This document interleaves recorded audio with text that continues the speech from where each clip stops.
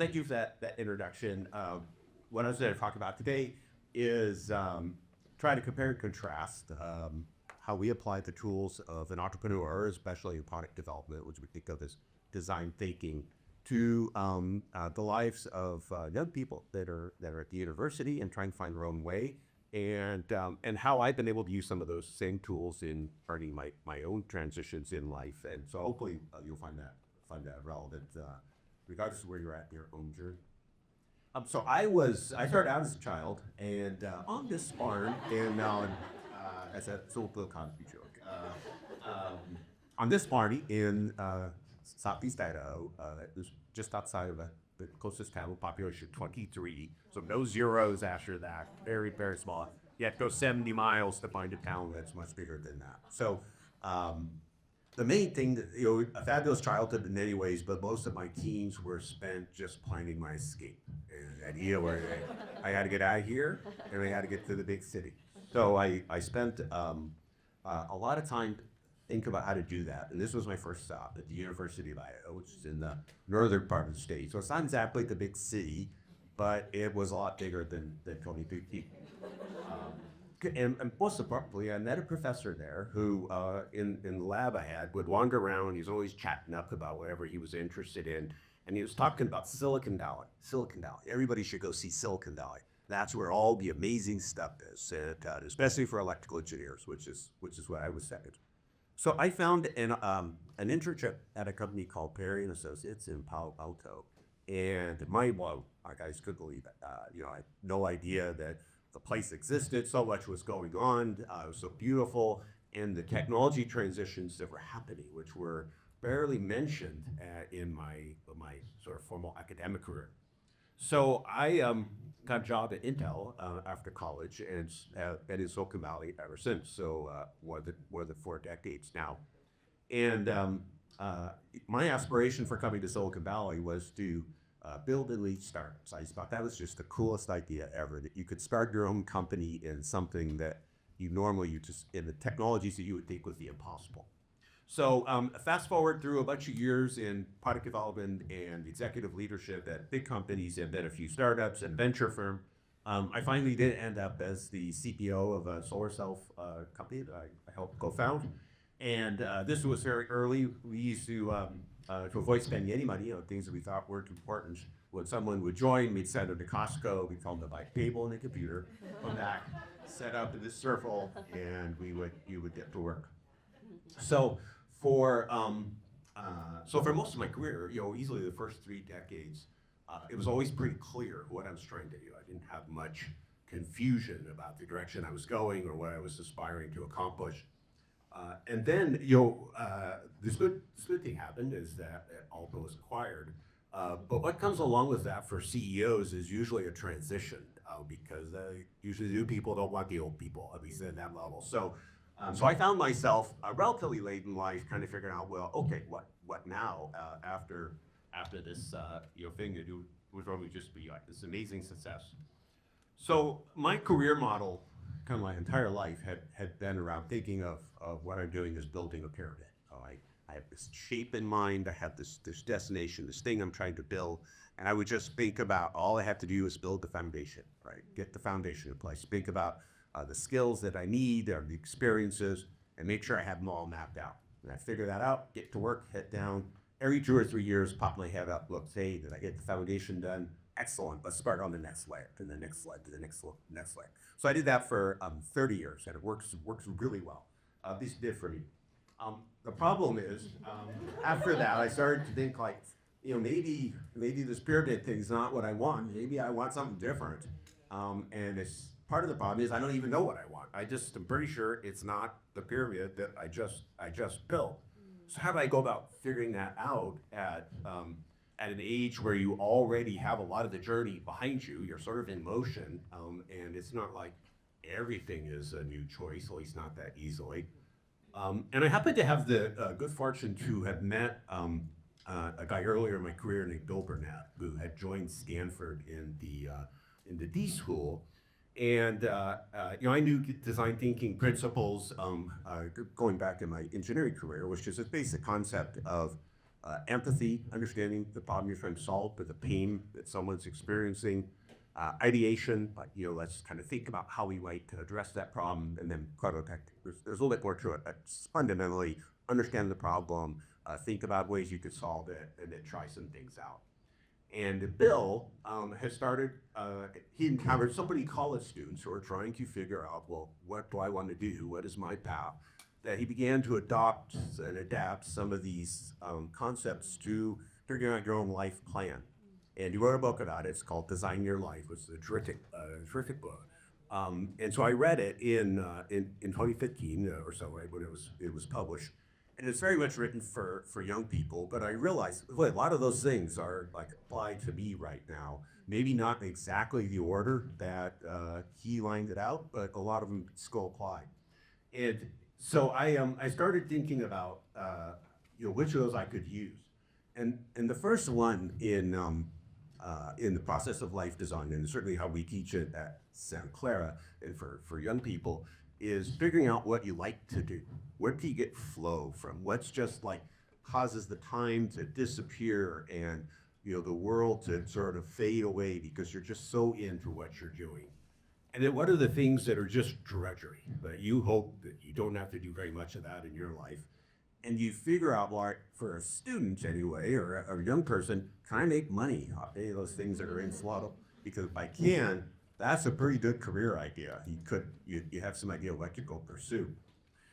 For me, what was most noticeable was what wasn't in flow. And it was a lot of the things that I'd been doing. I wasn't that interested in being heads down on another technology. I wasn't that excited about being, having all the pressures of constantly raising money and building a product and trying to sell it. And it just never ends. The responsibility of all these people that you've hired and promised that, they're going to make money and they're in a great careers. And I just could not get flow from that. I was good at it, I could do it, but that was not flow. So, so I came away with that awareness. The second part then is figuring out, well, what are you going to do? And we call that in the world of life design, odysseys. And so for students, we ask them to think about, like, if you could just do your most ideal thing, what would it be? And kind of think through like 10 years at a time. So you're kind of well on the other side of college. And map out a few milestones along the way. And then imagine that will never happen. You will never be able to do that. What's your second best idea? And we map that out. And then we get one more time. Well, let's assume nothing's not happening either. What's your third idea? And so what that does for students then and young people is it helps them become aware of what are the things a few steps out that would create optionality, that would allow them potentially to make progress on any of those and all of them at the same time. So it's a little bit like when your kids are in high school applying to colleges, right? You have your target school. Okay, this is what would be great if I can get in. Your stretch school, but MIT, that'd be amazing. And then, well, I make sure I go to college somewhere. So what's my station?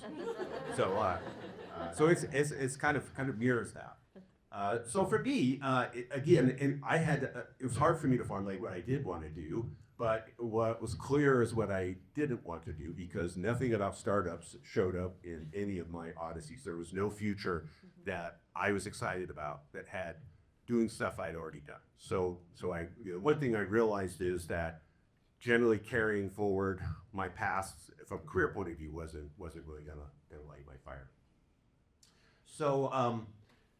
Interestingly, though, just like for young people, when you see all these different doors start to open because you're creating a lens for what your future might look like. The same happened to me, and I was mostly interested in things that were like had a stronger social environment. There were community government, local government, or nonprofits that had a large local impact. Things that were really quite different than what I'd done. But an opportunity to join Santa Clara University came up to build entrepreneurship programs. It never occurred to me. Higher ed was not anywhere in my list of potential odysseys. In fact, I thought I would be no good at it at all. And I know the problem with this because I taught at Garrison College. There's no comment. So if we had 2 slashes and just look here for hug, that would have been covered. So my experience at PTC did not actually light me up about being in higher ed. So so when it came up, I was inclined to not pursue it. And my wife said, "Well, isn't this just a program? You don't have to join it forever. Just try it out, see if you like it. Maybe you'll like it, maybe you won't. And if you don't, you bail. You'll say a year, move on. You'll find it will inform you in some way." So what happened is when I joined, I started meeting all these students, and they were frustrated students. What happened is the students, when they get frustrated, if they're driven, they're very good at working their way up the administrative ladder to the president of the university. It's remarkable how good those things are. So when I joined as the director of entrepreneurship, the president said, "Great, I've got somebody who I could just like move all these students over to, and they can complain to him, and he'll figure out what to go do." And so what I found out is that they're mostly complaining about organizational problems, the inability to get something done in the organization, which to them seemed like just this insurmountable barrier. But if you've worked in organizations, you know there's a process. There's a way to do it. It's not necessarily easy. It's not always accessible, but it's not rocket science either. You just, you start working in the organization, you're gonna figure out how it works, etc. So I realized from that experience that they were teaching me a lot about what was important for them. And in fact, what I learned in that first year or two is the seeds of most of the programs that we have at the university 7 years later. But I also started to realize that, hey, this is kind of working for me. It's growing on me. I'm enjoying it. I'm enjoying the students. I feel like I'm making a difference. Can I continue to do this? And we hit the next problem there, which in the world of life design is called gravity problems. So gravity problems are things that it doesn't really matter how hard you work, it's not going to go away. It's just something that is either in your head, so you got to reframe your mindset or get out of your head somehow in order for it to change, or you've got to change the external world. But hard work isn't the thing that's going to change it. So for students, this is often something like peer pressure, right? You got to change your mindset to get rid of peer pressure, or parental expectations. Parents aren't going to change their expectations. How you internalize them, you could change. An external constraint for a student might be they want to move away and travel, but they have to take care of their family and their parents. So what are they going to do? So the problem with those is there's usually no good answer. So we tell students is to start thinking about the worst case. What if you took your parents with you? Would that work? And usually they're like, "Oh my God, no! I would never give that. That's not what I want." But it causes you to start thinking. Well, what if you put them in assisted living? That's what everybody's like, what? And all of a sudden you're like, well, what would that really look like? Is there some version of that that's an in between that would actually work for everybody? So it opens up things that aren't directly obvious. So for me, I had only first world problems, say 1% problems. I liked being a CEO. I liked having the title. I liked the attention that came with it. I liked being able to make decisions without having to ask anybody. And I got really used to it. And that is absolutely gone in a university, right? You don't get to make really any decisions, and you certainly don't get to tell anyone what to do. But what I decided and realized is I can at least think about my job as though I'm CEO, and I will consider everything I do within the context of the entire university's operations. So I'm going to start by just going and meeting everybody. I'm going to go meet every dean, everybody in the administration. I'm going to work my way through all the chairs across the university, and it changes it's changed how I approached my work. It didn't make me a CEO or necessarily feel like a CEO, but I definitely feel like I'm part of this organization and have impact and can be listened to. The second part, also 1% problem, is we have 4 kids in college, and a lifestyle that was not well supported by college income. Relatively well supported by being a tech CEO. So that was things we just had to make changes on. My wife and I both took second jobs, started a consulting business, and she fired up her law business again. And we managed to make it through the kids getting through college.